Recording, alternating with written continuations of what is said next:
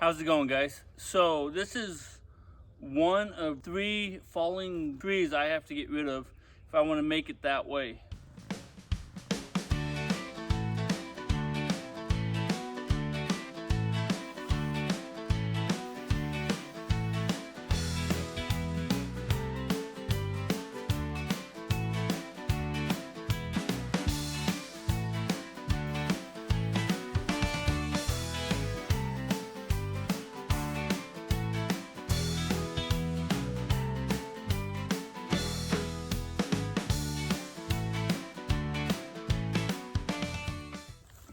How's it going, guys? So this is one of 3 falling trees I have to get rid of if I want to make it that way.